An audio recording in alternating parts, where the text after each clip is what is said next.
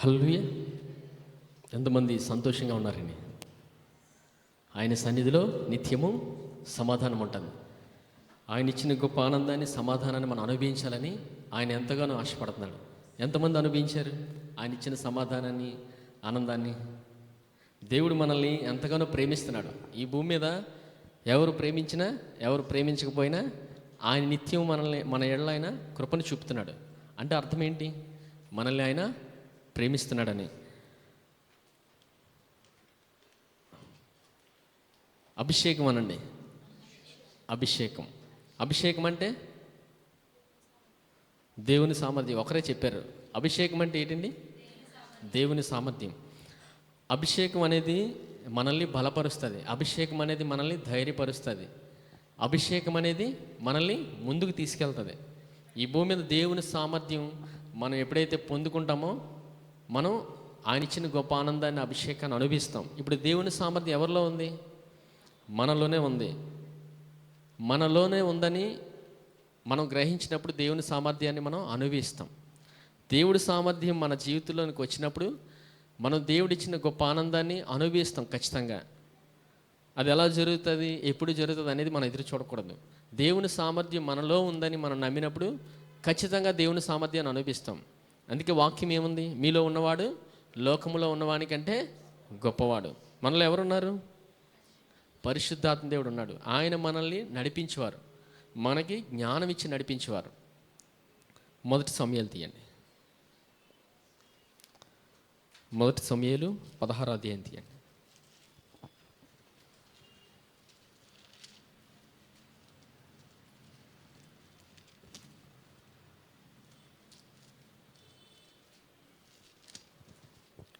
మొదటి సమూయేలు 16వ అధ్యాయం మొదటి నుంచి చూడండి.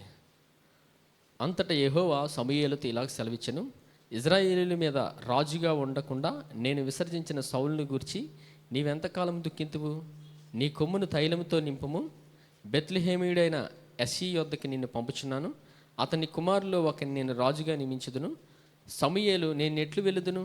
నేను వెళ్ళిన సంగతి సౌలు వినిన ఎడల అతడు నన్ను చంపుననగా యెహోవా, నీవు ఒక పెయ్యను తీసుకుని పోయి యెహోవాకు బలి పశువును వధించుటకే వచ్చితనని చెప్పి యెష్షయిని బాల్యమునకు పిలువుము, బలి అర్పణకు పిలువుము. అప్పుడు నీవు చేయవలసిన దాన్ని నీకు తెలియజేతును. ఎవని పేరు నేను నీకు చెప్పుదునో అతన్ని నీవు అభిషేకింపవాలని సెలవీయుగా సమూయేలు యెహోవా ఇచ్చిన సెలవు చొప్పున బెత్లెహేమునకు వెళ్ళెను. ఆ ఊరి పెద్దలు అతని రాకకు భయపడి సమాధానముగా వచ్చున్నావా అని అడుగుగా అతడు సమాధానముగానే వచ్చుతున్నానని, మీరు శుద్ధులై నాతో కూడా బలికి రండని చెప్పి యెష్షయిని అతని కుమారులను శుద్ధి చేసి బలి అర్పించాను. హల్లెలూయా. ఈ వాక్య సందర్భం మనందరికీ తెలిసేండి. ఎంతమందికి తెలుసు? ఎంతమందికి తెలుసండి? ఈ వాక్య సందర్భం ఏంటంటే, దేవుడు ఇజ్రాయేలు ప్రజలకి ఒక రాజు కావాలని ముందుగా ప్రజలు అడిగినప్పుడు సౌలుని ఇస్తాడు. అవునా? సౌలు దేవుడికి వ్యతిరేకంగా వెళ్తుంటాడు. సౌలు వ్యతిరేకంగా వెళ్తున్నప్పుడు దేవుడు మరలా ఇజ్రాయేలు ప్రజలను పరిపాలించడానికి మరలా వేరొక రాజుని దేవుడు ఎంచుకుంటాడు. ఆ రాజు పేరు ఎవరు? సౌలు తర్వాత రాజు ఎవరండి? దావీదు. దావీదు ఎవరు కుమారుడు? యెష్షయి కుమారుడు. ఇప్పుడు సమూయేలుని దేవుడు ఎవరి వద్దకు పంపిస్తున్నాడు? యెష్షయి దగ్గరికే. ఈ సందర్భంలో జరిగే మాటలు ఇవన్నీ. అప్పుడు సమూయేలు దేవుడు ఒక మంచి ప్రశ్న అడుగుతాడు. చూడండి, సమూయేలు 2వ వచనం. సమూయేలు, నేను ఎట్లు వెళ్ళుదును? నేను వెళ్ళిన సంగతి సౌలు వినిన యెడల అతను నన్ను చంపుననగా. సమూయేలు దేనికి భయపడుతున్నాడండి? సౌలు చంపుతాడని. యెహోవా, నీవు ఒక పెయ్యను తీసుకొని పోయి యెహోవాకు బలి పశువును వధించుటకై వచ్చితనని చెప్పి. ఈ సందర్భం చూడండి, కొన్నిసార్లు జ్ఞానం మనకు అర్థమవుదు. ఇక్కడ దేవుడు ఎవరిని అభిషేకించడానికి పంపిస్తున్నాడు? దావీదుని. మరి ఎవరు చంపుతారని భయపడుతున్నాడు? సౌలు. తర్వాత దేవుడు ఏం చెప్తున్నాడు? సరే అయితే నీకు ఆ భయం ఉంది కదా, ఒక పెయ్యను తీసుకుని వెళ్ళి బలి అర్పించమంటున్నాడు. కానీ దేవుడు ఎందుకు పంపించాడు? మరలా బలి అర్పణ ఎందుకు ఇమ్మంటున్నాడు? ఎంతమందికి వచ్చింది ప్రశ్న వాక్యం చదివినప్పుడు? ఎవరికి రాలేదండి? దేవుడు నడిపించే విధానం మనకు కనబడుతుంది. దేవుడు జ్ఞానం ఇచ్చి నడిపిస్తాడు. మనకి జ్ఞానం లేనప్పుడు, మనం భయపడుతున్నప్పుడు దేవుడు జ్ఞానం ఇస్తాడు. హల్లెలూయా.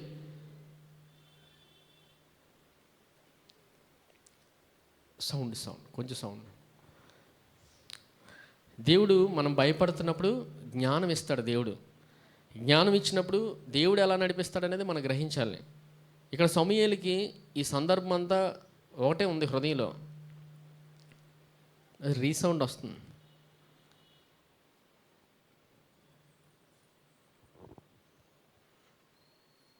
సమూయేలు హృదయంలో ఏముందండి? దావీదుని అభిషేకించమని దేవుడు చెప్పాడు.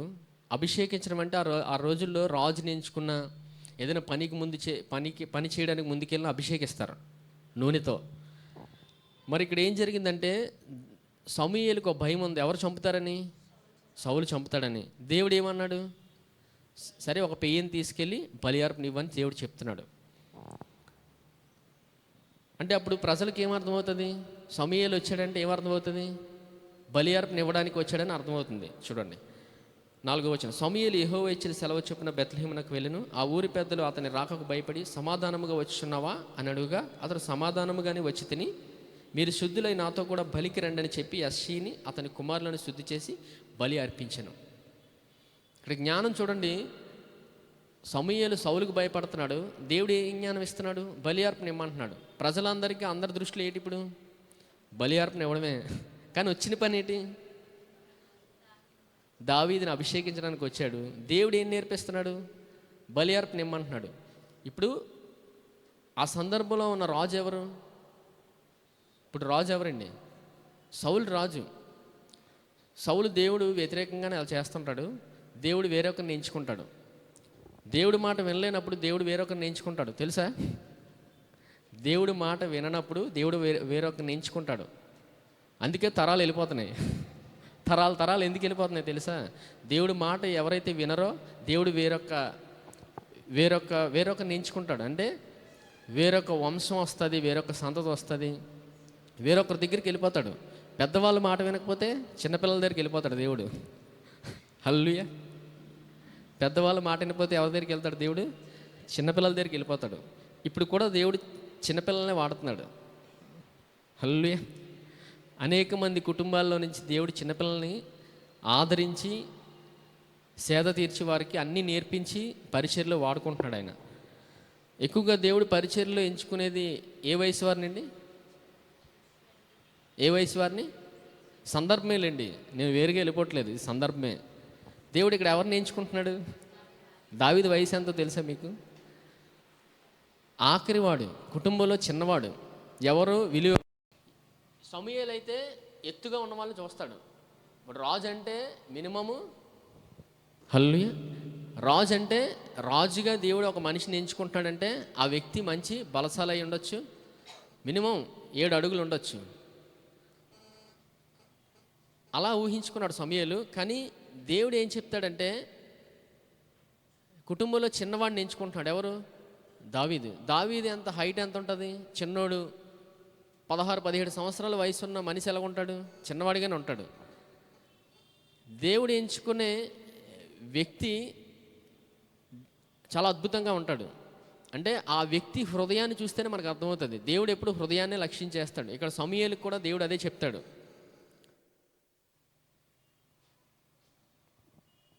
కరెంట్ లేదు కదండి, కనిపించట్లేదు. ఏం జరిగిందండి?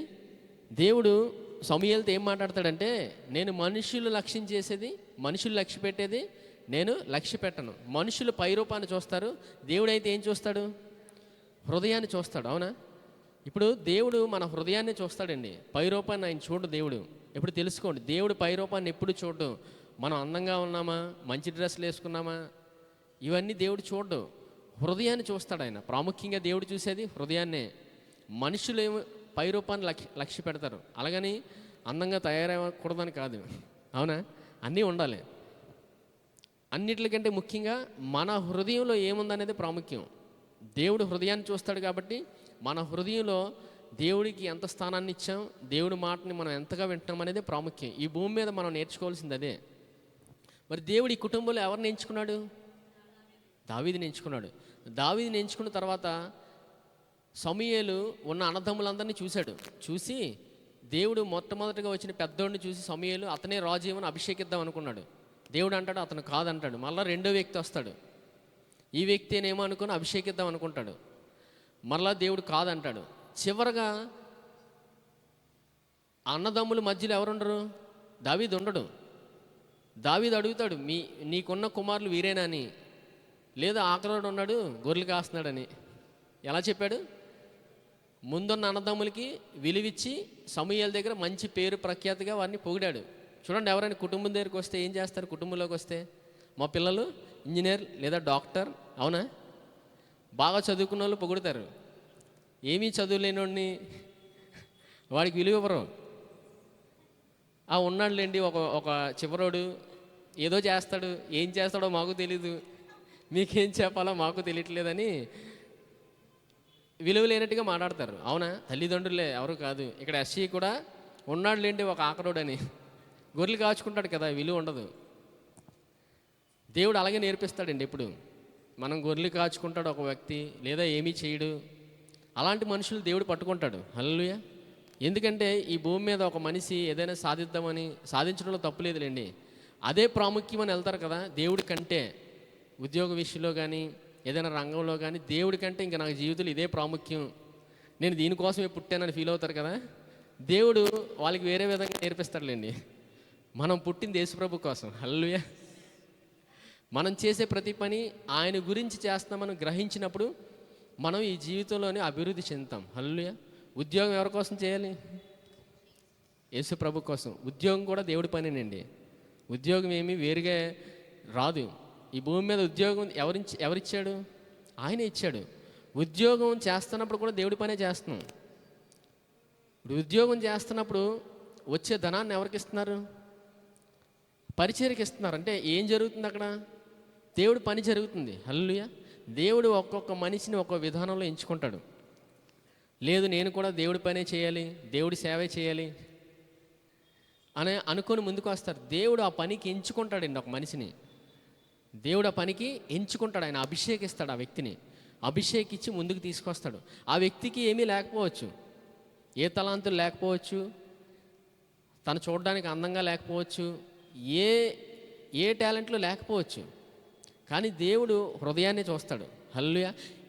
ఇలా ఎంచుకునే సందర్భంలోనే మనిషికి అర్థమవుతుంది దేవుడు ఒక మనిషిని ఇలా కూడా ఎంచుకుంటాడని. ఎంచుకున్న తర్వాత ఆ మనిషిని దేవుడు ట్రైన్ చేస్తాడు. హల్లెలూయా. ఆ వ్యక్తి ఎటువంటి స్థితిలో ఉన్నా సరే ఆ వ్యక్తిని ఎంచుకొని దేవుడు ట్రైన్ చేస్తాడండి. మోషేని దేవుడు ఎంచుకున్నాడు. మోషే ఎటువంటి వాడు? మోషే ఎటువంటి వాడండి? మోషే ఐగుప్తులో పెరిగాడు. ఎక్కడ పెరిగాడు? ఐగుప్తులో పెరిగిన మనిషి ఎలా ఉంటాడు? సమాధానంగా ఉంటాడా? శాంతిగా ఉంటాడు అనుకుంటున్నారా? ఒక మనిషిని కోపం పెరిగిపోయిన తర్వాత ఒక మనిషిని చంపేసి ఎవరికి తెలియకుండా కప్పెట్టేస్తాడు. అంటే ఆ మనిషి ఎటువంటి వాడు? ఎవరికి అర్థం అవ్వాలనుకుంటుంది చూడండి. ఒక మనిషిని నిలువులా కోపం వచ్చిన తర్వాత ఆ మనిషిని చంపి పాతిపెట్టిస్తాడు ఎవరికి తెలియకుండా. ఇది మనకి వినడానికి సులువుగానే ఉంటుంది. అదే మన కుటుంబంలో మనిషి కానీ మనకు తెలిసిన స్నేహితుల్లో కానీ ఒక వ్యక్తి ఇలా చేస్తే ఆ వ్యక్తితో మనం మాట్లాడడం, ఆ వ్యక్తి దగ్గరికి వెళ్ళడానికి భయపడతాం. ఎందుకు? ఒక మనిషిని నువ్వు నిలువుగా కొట్టి చంపి పాతిపెట్టేసావని. మరి అలాంటి మనిషి దగ్గరికి మనం వెళ్ళాం.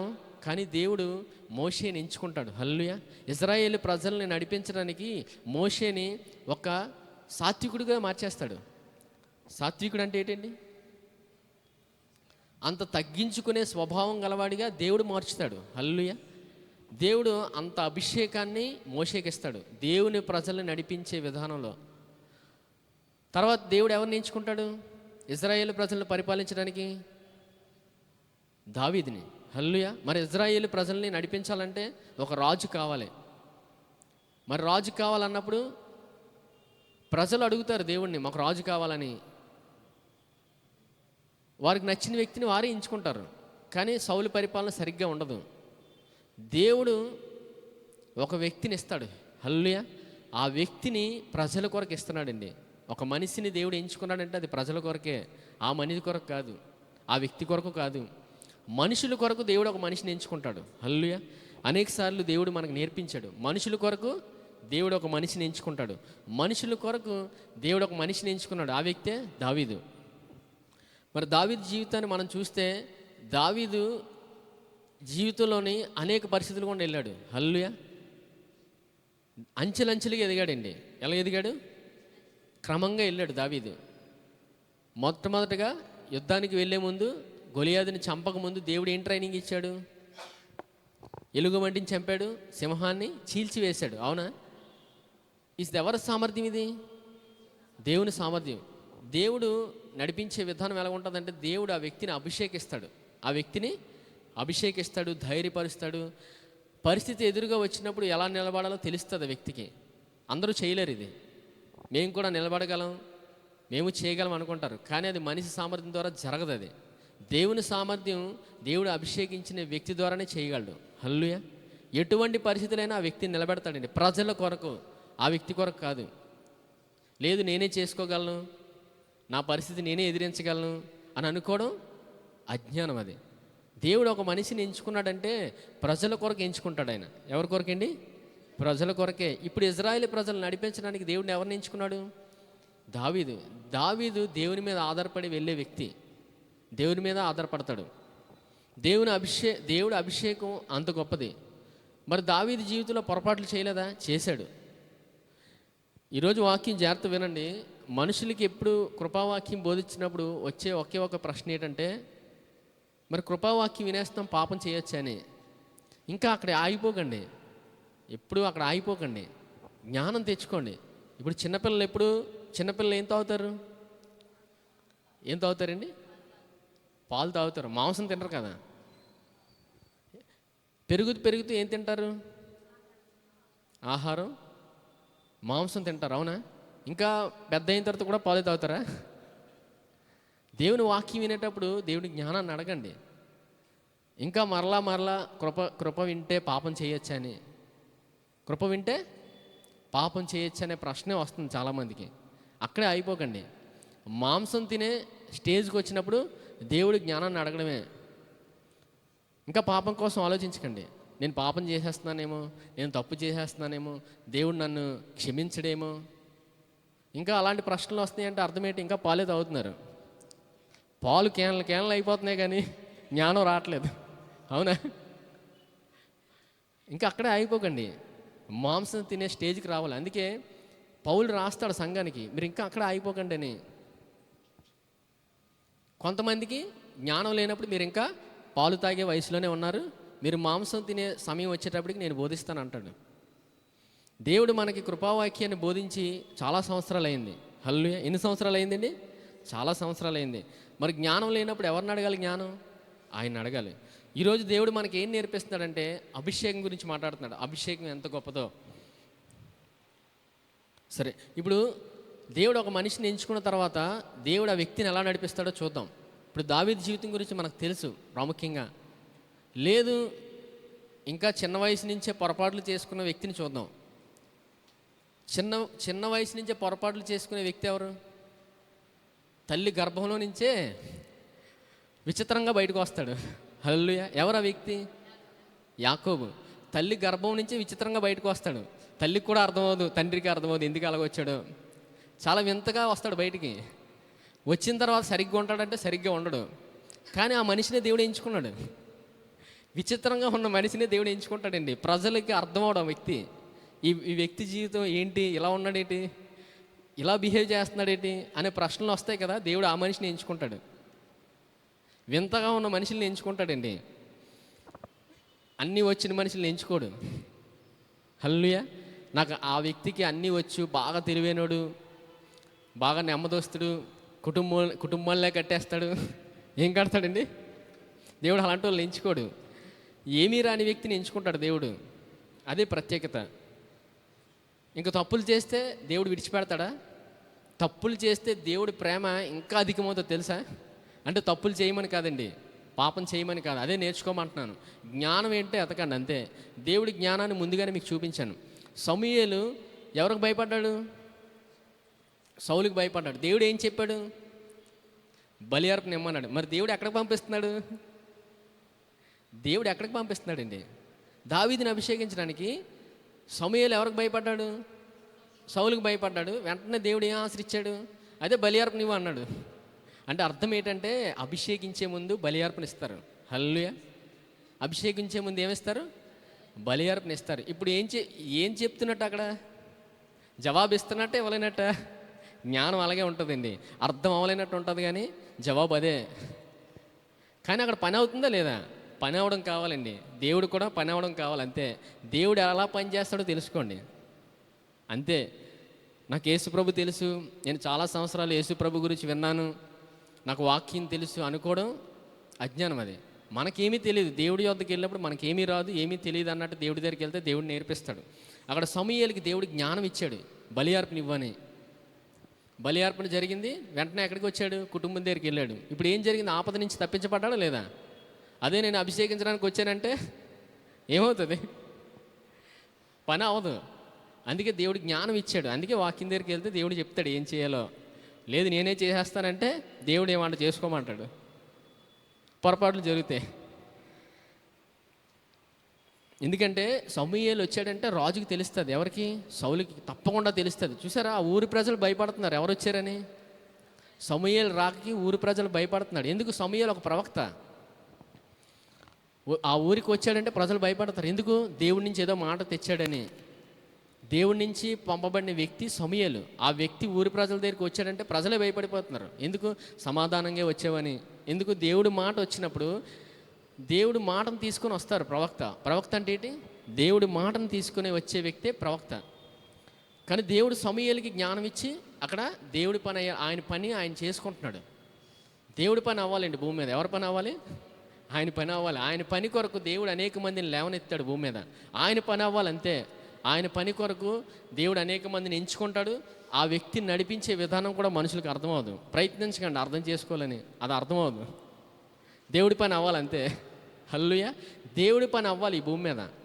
ఆయన పని కొరకు ఎంచుకునే వ్యక్తిని కూడా దేవుడే నడిపిస్తాడు. తీసుకునే నిర్ణయాలు కూడా మనుషులకు అర్థమవు, ఏం జరుగుతుందో కూడా అర్థమవుదు. అంత ప్రయత్నించకండి. యేసుప్రభుని చూడండి, నిన్న అర్థమవుతాయి. హల్లెలూయా. సరే, ఆదికాండం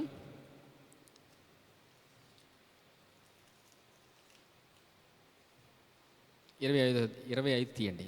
ఆదికాండం 25వ అధ్యాయం.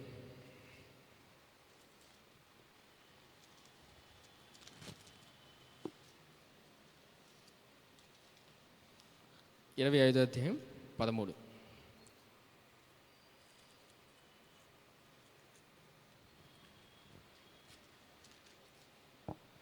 ఇరవై 25:13 చూడండి. ఇస్మాయేలు జ్యేష్ఠ కుమారుడైన నెబాయోతు, కెదారు, అద్బయేలు, మిపబ్బము, మిస్మా, దూమా, నషా, హదారు,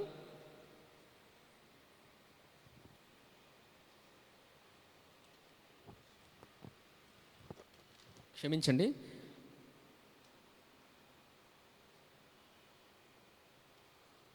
28వ అధ్యాయం, క్షమించండి, 28వ అధ్యాయం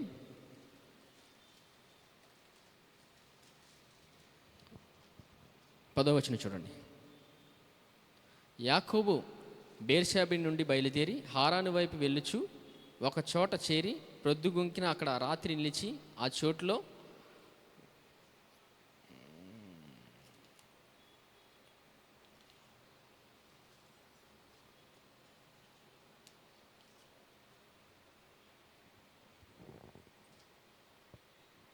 ఓకే 16వ వచనం చూడండి, క్షమించండి. యాకోబు నిద్ర తెలిసి నిశ్చయంగా యెహోవా ఈ స్థలమందు ఉన్నాడు, అది నాకు తెలియకపోయిననుకొని భయపడి ఈ స్థలం ఎంతో భయంకరము, ఇది దేవుని మందిరమే కానీ వేరొకటి కాదు, పరలోక గవిని ఇదే అనుకొనెను. చూడండి 13వ వచనం చూడండి, చదువుతాను. మరియు యెహోవా దానికి పైగా నిలిచి, నేను నీ తండ్రి అయిన అబ్రహాము దేవుడైన ఇస్సాకు దేవుడైన యెహోవాను, నీవు పండుకొని అయిన ఈ భూమిని నీకును నీ సంతానమునకు ఇచ్చేదను. నీ సంతానం భూమి మీద లెక్కకు ఇసుకరేణు వలె లనగును. నీవు పడమటి తట్టును, తూర్పు తట్టును, ఉత్తరము తట్టును, దక్షిణము తట్టును వ్యాపించదవు. భూమి యొక్క వంశములనియు నీ మూలమాగాను నీ సంతానం మూలముగాను ఆశీర్వదింపబడును. ఇదిగో నేను నీకు తోడేయుండి నీవు వెళ్ళు ప్రతి స్థలమందు నిన్ను కాపాడుచు ఈ దేశమునకు నిన్ను మరల రప్పించదను. నేను నీతో చెప్పినది నెరవేరు వరకు నిన్ను విడువనని చెప్పగా యాకోబు నిద్ర తెలిసి నిశ్చయముగా యెహోవా ఈ స్థలం ముందున్నాడు, అది నాకు తెలియకపోయిననుకొని భయపడి ఈ స్థలము ఎంతో భయంకరము, ఇది దేవుని మందిరమే కానీ వేరొకటి కాదు, పరలోకపు గవిని ఇదే అనుకొనెను. తెల్లవారినప్పుడు యాకోబు లేచి తాను తలగడగా చేసుకొనిన రాయి తీసి దాన్ని స్తంభముగా నిలిపి దాని కొన మీద నూనె పోసెను. హల్లెలూయా. ఈ సందర్భం చెప్తాను వినండి. ఇప్పుడు యాకోబు ఎలా పుట్టాడండి? యాకోబు జన్మ తల్లి గర్భం నుండే అన్నం మడిమి పట్టుకొని బయటకు వచ్చాడు. ఎవరు మడిమండి? అన్నం మడిమి పట్టుకొని అన్నతో పాటు బయటకు వస్తాడు. చూసిన తల్లిదండ్రులకు అర్థమవుది ఈ వ్యక్తి ఇలా ఉన్నాడని, ఇలా పుట్టాడని. పెరిగిన కొద్దీ విచిత్రంగా ఉన్నాడు. అన్న ఎవరు? యాకోబు అన్న యాషావు. అన్న మంచి వేటగాడు. అన్న ఎవరండి? మంచి వేటగాడు. వేటగాడు అంటే జంతువులను చంపే వేటగాడండి. హల్లెలూయా. ఏ వేటగాడండి? జంతువులు చంపే ఏ జంతువునైనా వేటగాడి సామర్థ్యం కలిగిన వాడు యాషావు. మరి యాకోబు పనేంటి? యాకోబు ఇంట్లో ఉండి తల్లితో ఉండి పనులు చేసుకునేవాడు అంతే. ఎప్పుడు తల్లితోనే ఉండేవాడు యాకోబు. తల్లి ఏం చెప్తే చేసేవాడు, తల్లి మాట వినేవాడు. అంటే అర్థం ఏంటి? యాకోబుని ఎక్కువ ఎవరు ప్రేమించారు? తల్లి ప్రేమించింది. అందుకు ఒకరోజు ఏమవుతుందంటే, అన్న వేట నుంచి వచ్చినప్పుడు యాకోబు మంచి కూర వండుతాడు. ఏం కూర? చిక్కుడుకాయ కూర. చెప్పండి. చిక్కుడుకాయ కూర. చిక్కుడుకాయ కూర వండుతుంటాడు అనమాట. ఆ వాసనకి యాసావు పడిపోతాడు. మంచి ఆకలితో ఉంటాడు. ఆకలితో ఉన్న యాసావు తమ్ముడి దగ్గరికి వచ్చి నాకు చిక్కుడుకాయ కూర ఇస్తావా అని అడిగినప్పుడు తెలివిగా యాకోబు ఏమంటాడు? సరే నీ జ్యేష్ఠత్వాన్ని నాకు ఇచ్చే, నీకు ఈ కూర అంతా ఇస్తాను అంటాడు. అవునా? ఆ మాటకి యాసావు ఏమవుతాడు? సరే తీసుకో అంటాడు. కూరకి ఏం అమ్మేశాడు? జ్యేష్ఠత్వాన్ని అమ్మేశాడు. ఎవరు? యాసావు. అది అజ్ఞానం. అది కొన్నిసార్లు జ్ఞానం లేనప్పుడు అలాగే ప్రవర్తిస్తాం. కూరలకి, చిక్కుడుకాయ కూరలకి, అవునా, మాంస కూరలకి, చికెన్ కూరలకి అమ్ముడిపోతాం. జ్యేష్ఠత అన్నీ అమ్మేసుకుంటాం. తిండి దగ్గర చాలా జరుగుతాయిలేండి. తిండి దగ్గర ఏం జరిగింది? మొట్టమొదటే మర్చిపోకండి, ఆదాంని అవ్వ ఏం చేసింది? మన అందరిని తీసుకెళ్ళి అమ్మేసింది. అవునా? తిండి కోసం అమ్మబడ్డాం మనం. ఎక్కడ అమ్మబడ్డాం? తిండి దగ్గరే. తిండి దగ్గర అన్నీ జరుగుతాయిలేండి. తిండి దగ్గర ఏ మాయ అయినా చేయొచ్చు. తెలుసో లేదో మీకు? ఎవరినైనా మోసగించవచ్చు. కూర బాగుండితే ఎవరైనా పడిపోతారు. జ్ఞానం లేని వారు ఎవరైనా పడిపోతారు. జ్ఞానం కలిగిన వారు తెలివిగా ఉంటారు. అవునా? తిండి దగ్గర చాలా జరుగుతాయండి. మత్తుమందు కూడా కలిపేస్తారు బయట ఎక్కువ అయ్యే జరుగుతున్నాయి. ఇంకా పడుకుంటే మళ్ళీ 2 రోజుల తర్వాత లెగిస్తాం. ఏం జరిగిందో కూడా తెలియదు. అలాంటివి జరుగుతున్నాయి బయట. జ్ఞానం ఉన్నప్పుడు దేవుడు మనల్ని ప్రతి సమస్య నుంచి ఆయన తప్పించి తీసుకెళ్తాడు. అక్కడ సమూయేలుని తప్పించిన దేవుడు ప్రతి క్షణం మనల్ని తప్పిస్తూనే ఉంటాడు. హల్లెలూయా. సౌలు సమూయేలుని చంపుదాం అనుకున్నాడు. సమూయేలుని తప్పించింది ఎవరు? దేవుడు. అందుకే వాక్యం దగ్గరికి వెళ్ళినప్పుడు దేవుడు మనకి జ్ఞానం ఇచ్చి ఆయన నడిపిస్తాడు. ఎంతమంది నడిపించబడాలనుకుంటున్నారు? దేవుడు నడిపిస్తాడండి. వాక్యం మీరు వింటుంటే ఆయన జ్ఞానం వస్తుంది. అందుకే ప్రతిదినము వాక్యం వినాలి. వాక్యం వినకపోతేనే ప్రమాదాలు జరుగుతాయి.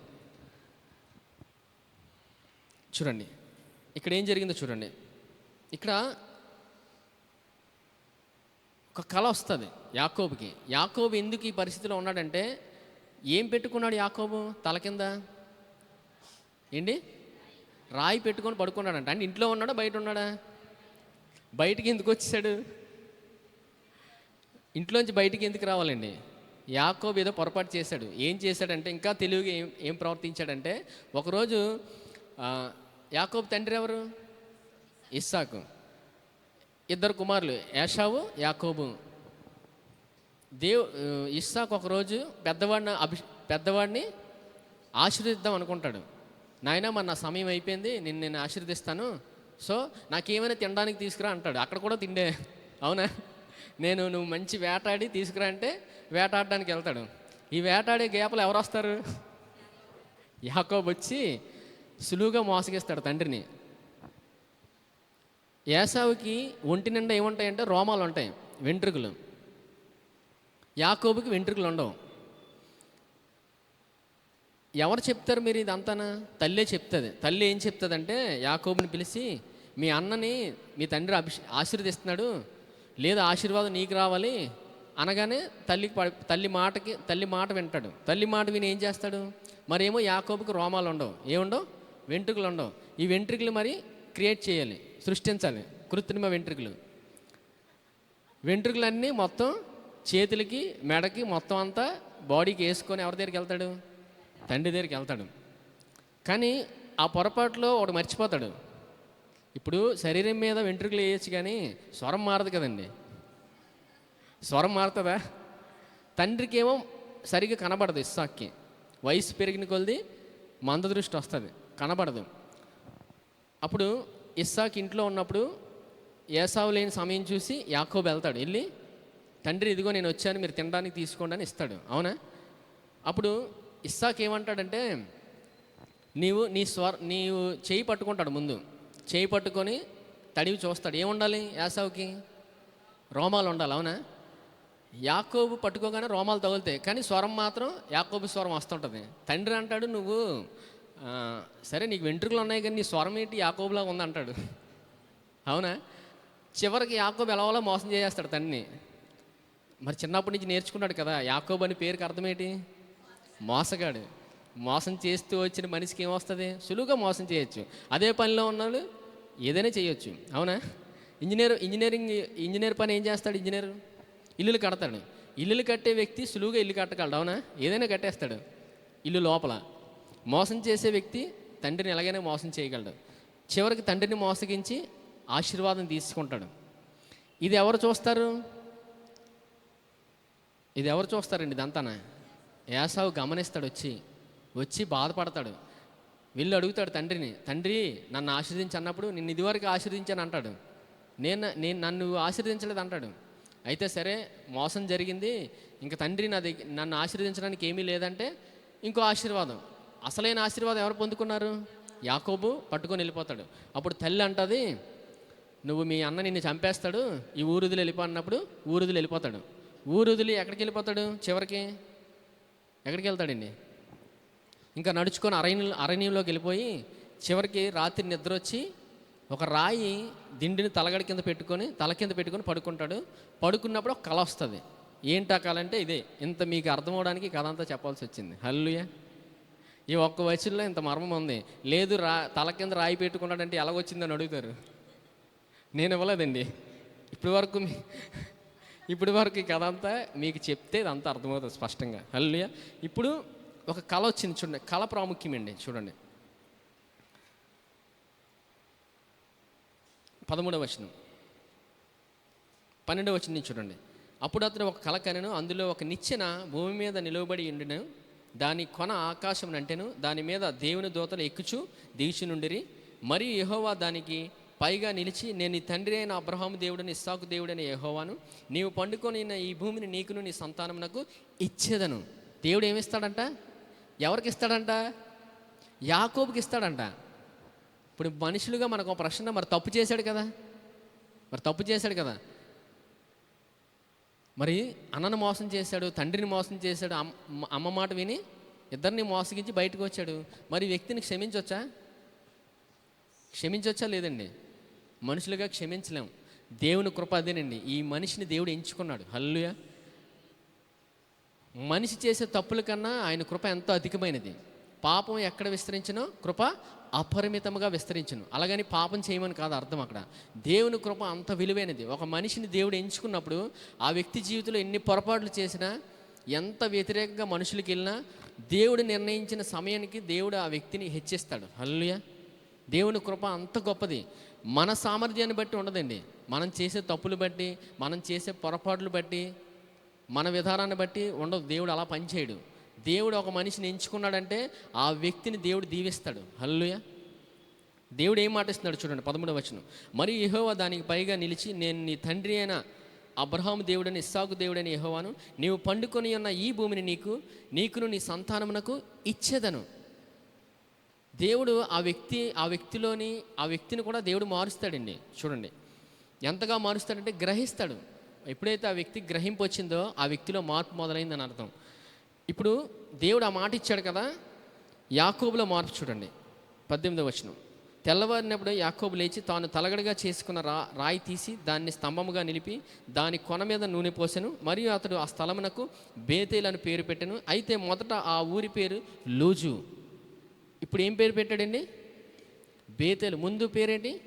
లూజు. బేతేల్ అంటే అర్థం తెలుసా? దేవుని మందిరము. హల్లెలూయా. మోసగించిన మనిషి తండ్రిని, అన్నని మోసగించిన మనిషికి ఇంత మంచి మాటలు ఎలాగ వచ్చేస్తాయి? హల్లెలూయా. ఎలా వస్తాయండి?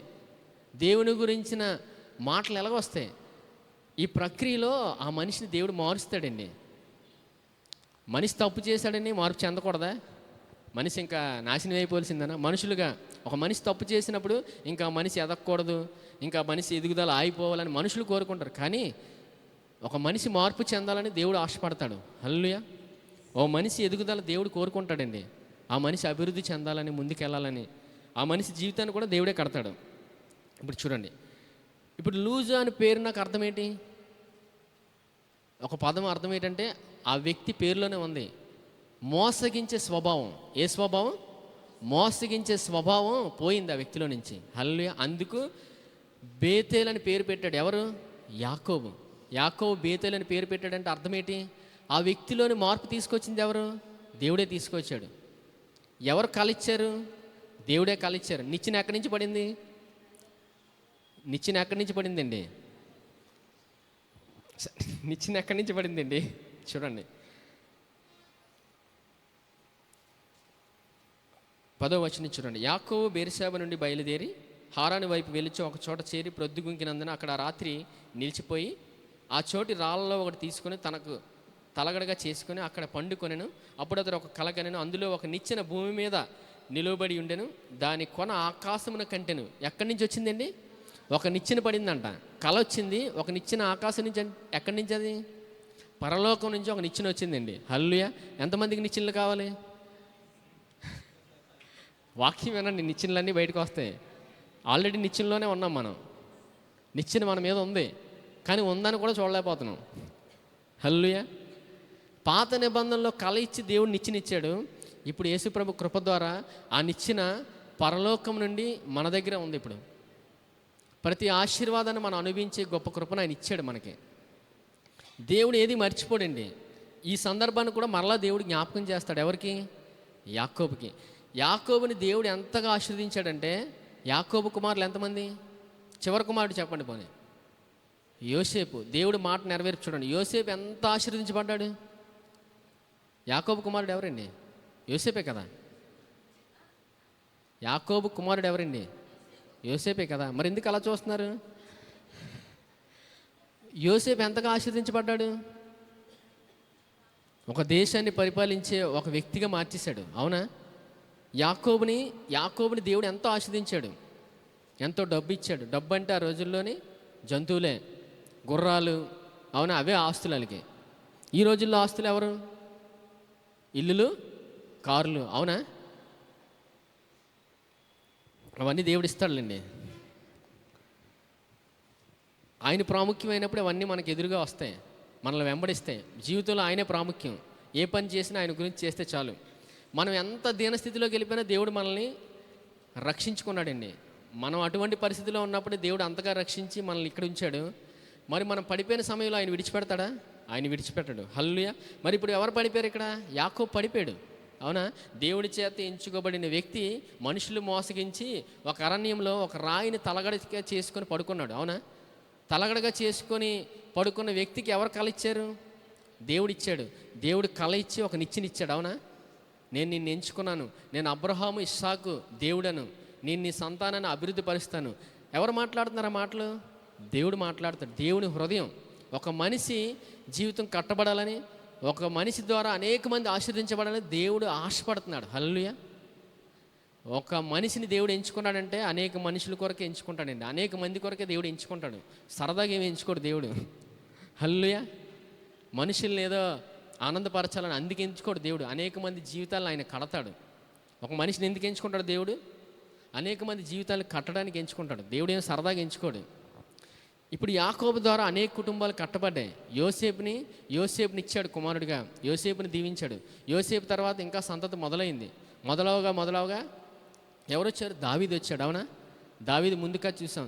దావీదుని దేవుడు అభిషేకించాడు, ఒక రాజుగా పెట్టాడు. తర్వాత దావీదు తర్వాత ఎవరు వచ్చారు?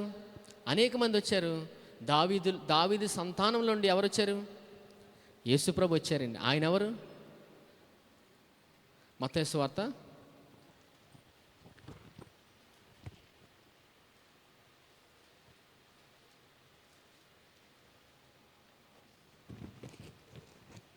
1వ అధ్యాయం తీయండి.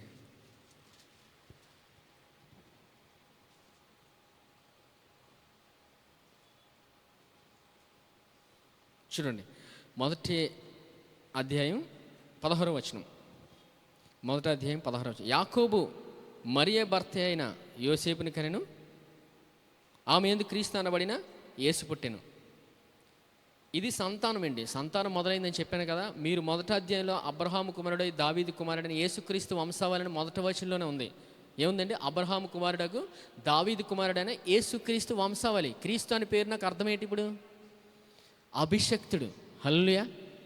ఇప్పుడు ఈ క్రొత్త నిబంధనలో అభిషక్తుడు ఎవరు? ఆయనే.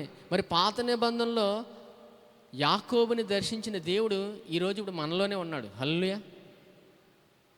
పరలోకం నుంచి వచ్చే ప్రతి ఆశీర్వాదాన్ని మనం కలిగి ఉన్నాం. యాకోబు మోసగించాడు, అయినా దేవుడు కృప చూపాడు. హల్లెలూయా. పాత నిబంధనలోనే అంత అధికమైన కృప ఉన్నప్పుడు మరి కొత్త నిబంధనలో అయినా మన మీద ఎంత కృప ఉంది? ఎంత కృప ఉందండి? చెప్పండి, ఎంత కృప ఉంది?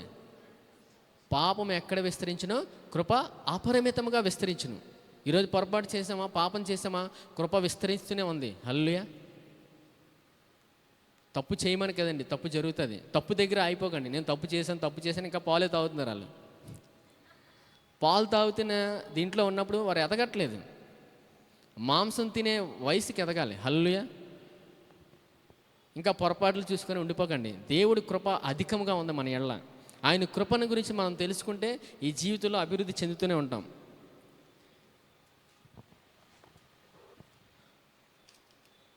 రోమపత్రిక 4వ అధ్యాయం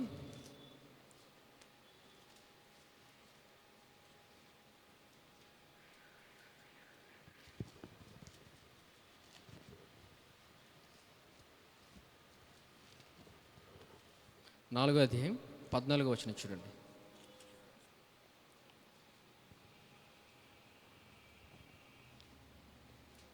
ధర్మశాస్త్ర సంబంధులు వారసులైన యెడల విశ్వాసం వ్యర్థమగును, వాగ్దానము నిరర్ధకమగును. ఏలయనగా ధర్మశాస్త్రం ఉగ్రతను పుట్టించును, ధర్మశాస్త్రము లేని యెడల అతిక్రమమును లేకపోవును. ఇప్పుడు ధర్మశాస్త్రం ఉందండి? లేదు. అంటే యేసుప్రభు శిలువ బలియాగం ద్వారా ఏమైంది? తీసివేయబడింది. అంటే ధర్మశాస్త్రాన్ని ఆయన నెరవేర్చాడు. నెరవేర్చి ఏమిచ్చారు మనకి? ఏమిచ్చారు చెప్పండి? కృప ఇచ్చారు. మనం ఇప్పుడు ఎవరు? ధర్మశాస్త్రం కింద ఉన్నామా, కృప కింద ఉన్నామా? ధర్మశాస్త్రం కింద మనం లేము. ఇప్పుడు ధర్మశాస్త్రం కింద అనుకున్న వాళ్ళు ఏం చేస్తారు? కొంతమంది ధర్మశాస్త్రం కింద ఉన్నామని కూడా తెలియదు వాళ్ళకి. అంటే అర్థం ఏంటంటే తప్పు చేసినా, పాపం చేసినా, నేను తప్పు చేశాను పాపం చేశామంటే అర్థం ఏంటి? వారు ఇంకా ధర్మశాస్త్రం కిందే ఉన్నారు. వారు గ్రహించట్లేదు. నేను క్రీస్తు యేసునందు దేవుని నీతిని అని మాట పలుకుతున్నామంటే కృప కింద ఉన్నాం మనం. పొరపాటు చేసామా? అయినా నేను యేసుక్రీస్తునందు దేవుని నీతిని అని మాట పలికినప్పుడు ఆయన కృప అనుభవిస్తాం. అందుకే ప్రతిదినము నేను క్రీస్తు యేసునందు దేవుని నీతి అనే మాట పలకాలి. పలుకుతున్నామంటే ఏం వాడుతున్నాం? అధికారాన్ని వాడుతున్నాం. అభిషేకం అంటే ఏంటి? దేవుని సామర్థ్యం. ఆ మాట పలికామంటే అర్థం ఏంటి? ఎవరి సామర్థ్యాన్ని వాడుతున్నాం? ఆయన సామర్థ్యాన్ని వాడుతున్నాం. ఆయన సామర్థ్యాన్ని వాడినప్పుడు ఆయన మన జీవితంలో పనిచేస్తుంటాడు. లేదు నేను పాపిని, నేను తప్పు చేశాను, నేను నీచుడిని, నికృష్టిని అనుకోవడం ఏంటి? అర్థం ఏంటి? మీరు ఎవరిని మహింపరుస్తున్నారు? ఎవరిని మహింపరచాలి మన నోటితో? ఎంతమంది బాగా మాట్లాడతారు? అందరూ బాగానే మాట్లాడతారులేండి, ఎవరు తక్కువ కాదు ఇక్కడ. దేవుడు అందరికీ మంచి స్వరాలు ఇచ్చాడు. ఆయన ప్రతిదినము నేను క్రీస్తు యేసునందు దేవుని నీతిని అని మాట పలికినప్పుడు కుమారుని మహింపరుస్తున్నాం. ఎవరిని మహింపరుస్తున్నాం? ఆ మాట పలికినప్పుడు దేవుని సామర్థ్యం మనలో పనిచేస్తుంది. హల్లెలూయా. చూడండి, రోమపత్రిక 5వ అధ్యాయం 20వ వచనం తీయండి.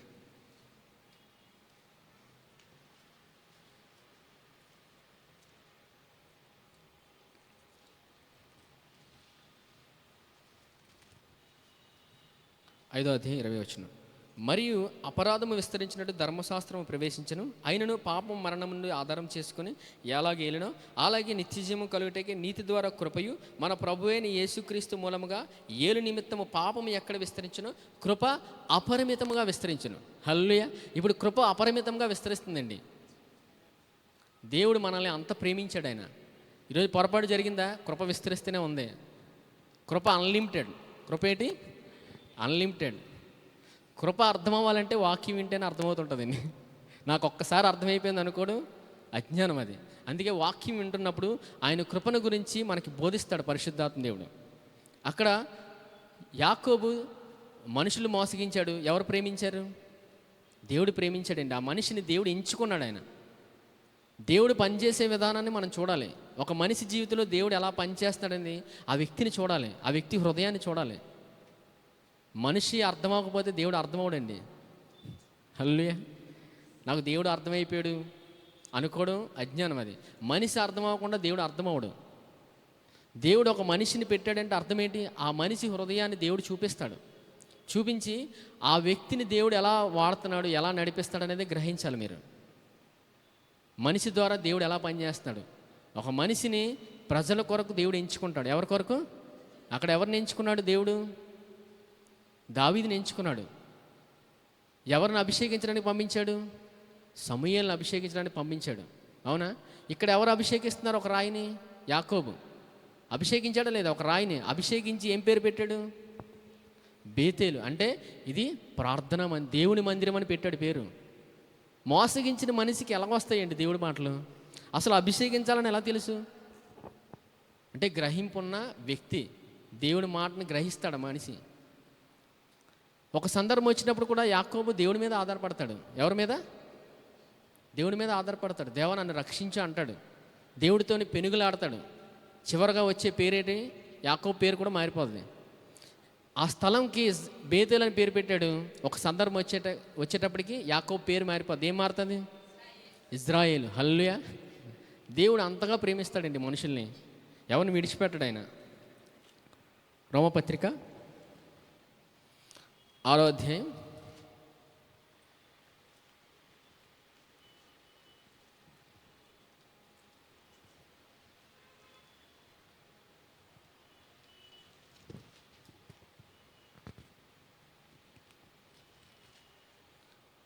1వ వచనం.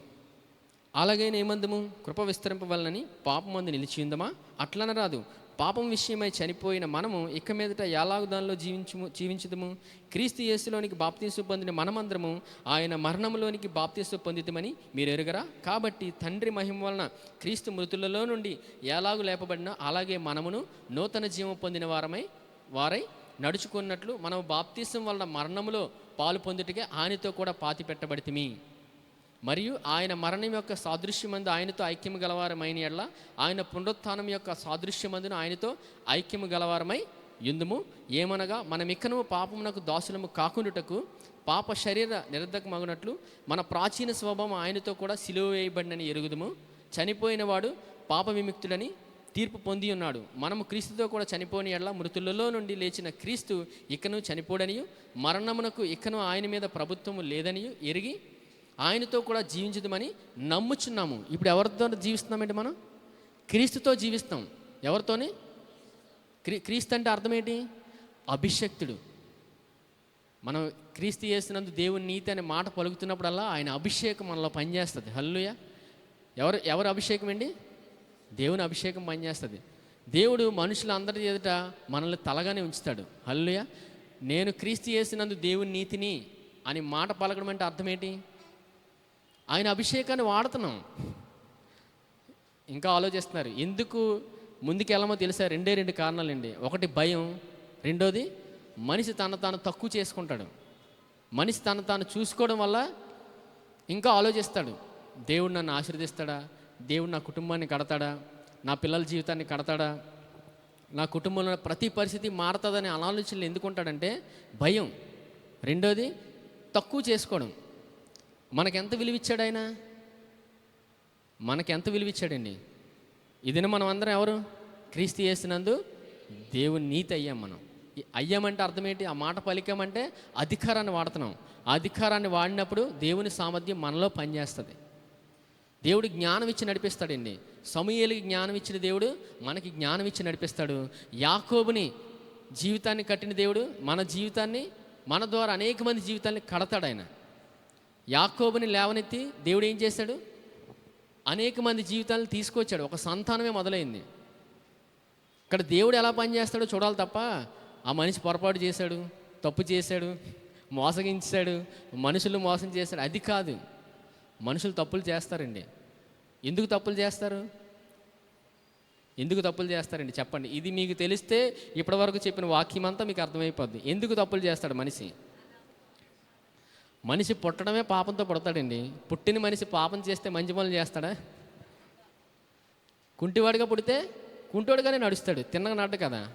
ఈ సామెత మనందరికీ తెలుసు. ఒక మనిషి పాపంతో పుట్టినప్పుడు పాప పనులే చేస్తాడు, మంచి పనులు రావు. పొరపాటున మనిషి, పాపిగా పుట్టిన మనిషి మంచి పని చేస్తేనే ఆశ్చర్యం. హల్లెలూయా, అర్థమవుతుందండి? కుంటోడిగా పుట్టినోడు తిన్నగా నడిస్తే ఆశ్చర్యమే కదా. మరి పాపిగా పుట్టిన మనిషి మంచి పనులు చేస్తే ఆశ్చర్యం. అది ఎంతమందికి అర్థమైంది? పాపిని నీతిమంతుడిగా మార్చాడండి ఆయన. యేసుప్రభు కృప ద్వారా మన నీతిమంతులుగా మార్చాడు ఆయన. ప్రతిదినం మనం పలకాల్సిందే అది. ఈ భూమి మీద ఆయన ఇచ్చిన ఆశీర్వాదాన్ని అనుభవించాలని ఆయన ఆశపడుతున్నాడు. హల్లెలూయా. దేవుడు యాకోబు జీవితాన్ని కట్టి ఆశపడ్డాడు ఆయన. నిన్ను నేను అబ్రహాం, ఇస్సాకు ఇచ్చిన వాగ్దానాన్ని నీ ద్వారా నెరవేరుస్తాను. హల్లెలూయా. దేవుడు మనల్ని ఆయన కృప ద్వారా రక్షించుకొని ఆయన ఇచ్చిన గొప్ప ఆశీర్వాదాన్ని మనందరికీ ఇచ్చాడు. హల్లెలూయా. ఇదే దేవుని అభిషేకం అండి. దేవుని అభిషేకంతోనే మనల్ని ఆయన నడిపించుకుంటాడు. ఆయన అభిషేకంతో ఎంతమంది నడిపించబడాలనుకుంటున్నారు? ప్రతిదినం పలకండి, నేను క్రీస్తు యేసునందు దేవుని నీతి అనే మాట పలకండి. ఆయన యొక్క అభిషేకం పనిచేస్తుంది మన జీవితంలో. హల్లెలూయా.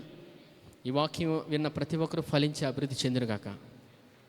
సమయంలో రొట్టె ద్రాక్షరసం తీసుకుందాం.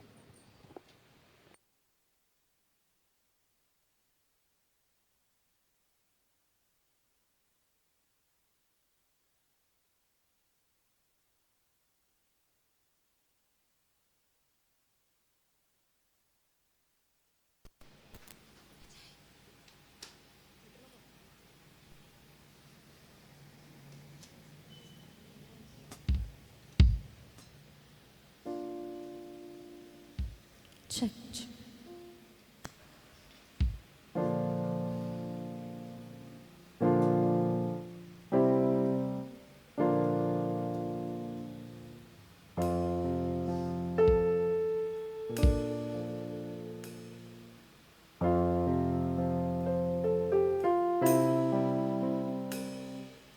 పరలోకము విడిచి శరీరం ధరించి నా కొరకే బలైన కాపరి నీవే కదా. పరలోకము విడిచి శరీరం ధరించి నా కొరకే బలైన కాపరి నీవే కదా. పరలోకము విడిచి శరీరం ధరించి నా కొరకే బలైన కాపరి నీవే కదా. పరలోకము విడిచి శరీరం ధరించి నా కొరకే బలైన కాపరి నీవే కదా. పరలోకము విడిచి శరీరం ధరించి నా కొరకే బలైన కాపరి నీవే కదా. పరలోకము విడిచి శరీరం ధరించి నా కొరకే బలైన కాపరి నీవే కదా. యేసయ్యా నీకేను అందరం. యేసయ్యా, యేసయ్యా, యేసయ్యా నీకేను అందరం. యేసయ్యా, యేసయ్యా.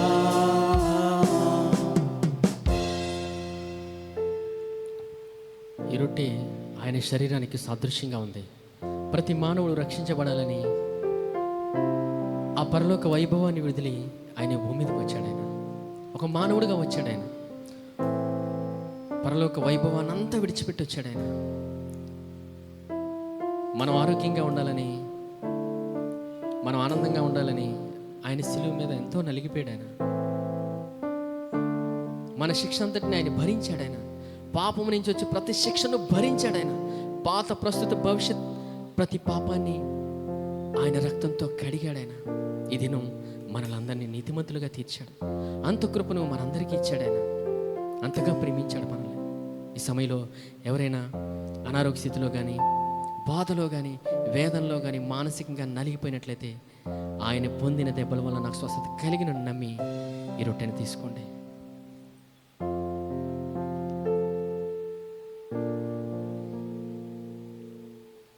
ఈ పాత్రలోనిది ఆయన రక్తానికి సాదృశ్యంగా ఉంది. ప్రతి మానవుడు రక్షించబడాలని ఆయన రక్తాన్ని చిందించాడు. ఆయన రక్తం అంతటిని చిందించాడు.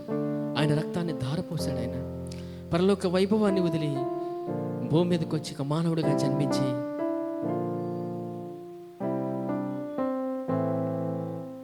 భూమి మీద ఉన్న ప్రతి మనిషి యొక్క శిక్షను, అవమానాన్ని, నిందను సిలువలో భరించాడు. ఆయన మానవులందరి కొరకు ఆయన రక్తాన్ని చిందించాడు. అంతగా ప్రేమించాడు. ఆయన మనము ఆనందంగా ఉండాలని, మనము అందరము ఆనందంగా ఉండాలని ఆయన రక్తం అంతటిని చిందించాడు. ఆయన రక్తం అంతటితో ఈ భూమి మీద ఉన్న ప్రతి మానవుని యొక్క పాపం నుంచి వచ్చే ప్రతి శిక్షను ఆయన భరించాడు. సిలువలో శిక్ష అంతటిని భరించాడు. ప్రస్తుత భవిష్యత్ ప్రతి పాపం నుంచి వచ్చే ప్రతి శిక్షను భరించాడు. ఆయన ఈ దినం మనలందరినీ ఆయన రక్తంతో కడిగి నీతిమంతులుగా తీర్చాడు. మనలందరినీ ఆయన నీతిమంతులుగా తీర్చాడు. ప్రతి క్షణం, ప్రతి దినము నేను క్రీస్తు యేసునందు దేవుని నీతిని నమ్మి, ఈ సమయంలో కూడా నేను క్రీస్తు యేసునందు దేవుని నీతిని నమ్మి ఈ పాత్రలో తీసుకోండి.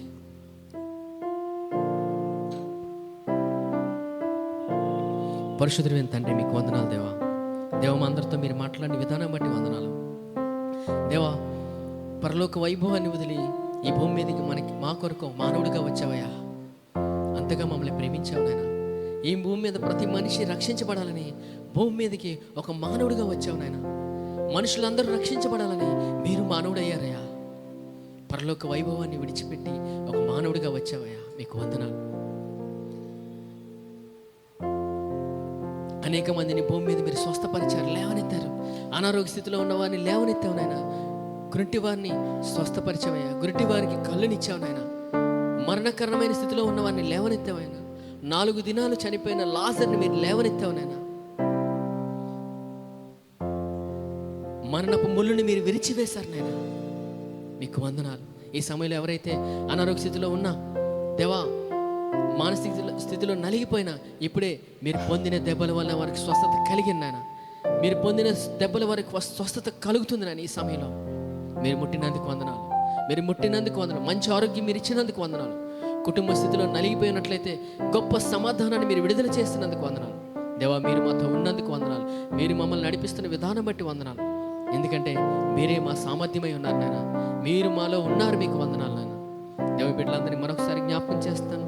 ఎవరైతే ఉద్యోగరీత్యా, వ్యాపారీత్యా ముందుకు వెళ్తున్నారో వారిని అంచెలంచెలుగా ఎదిగింపచేయండి నాయన. గొప్ప జ్ఞానంతో, కృపతో మీరు నడిపించుకోండి నాయన. మీరే మాకు జ్ఞానం ఇచ్చేవారు నాయన. సమూయేలుకి జ్ఞానం ఇచ్చి నడిపించారు నాయన. యాకోబు ఎడల మీరు కృప చూపి లేవనెత్తావు నాయన. మీకు వందనాలు దేవ. ఈ దినం కృప మా మీద ప్రభుత్వం చేస్తున్న విధానం బట్టి వందనాలు. కృపలో మమ్మల్ని ఉంచినందుకు వందనాలు. కృప మా మీద ఏలుబడి చేస్తున్న విధానం బట్టి వందనాలు. ఇంత గొప్ప కృపను మీరు ఇచ్చినందుకు వందనాలు నాయన. మీ సిలువ బలియాగం ద్వారా మమ్మల్ని అందరినీ మీరు రక్షించుకొని మీ కృపతో మమ్మల్ని నింపి నడిపిస్తున్న విధానం బట్టి వందనాలు దేవ. మరొకసారి మీ బిడ్డలందరినీ జ్ఞాపకం చేస్తున్నాను. మీకు వందనాలు. మమ్మల్ని అందరినీ మీరే నడిపించుకొని మీరే మహిమ ఘనత పొందుకోమని నజరేయుడైన యేసుక్రీస్తు నామములో అడిగి వేడుకుంటున్నాను తండ్రి. ఆమేన్. యెహోవా నిన్ను ఆశీర్వదించి నిన్ను కాపాడును గాక. యెహోవా తన సన్నిధి కాంతి ఉదయింపచేసి నిన్ను ప్రకాశింపజేసును గాక. యెహోవా తన సన్నిధి కాంతి ఉదయింపచేసి నిన్ను కరుణించును గాక. ఆమేన్.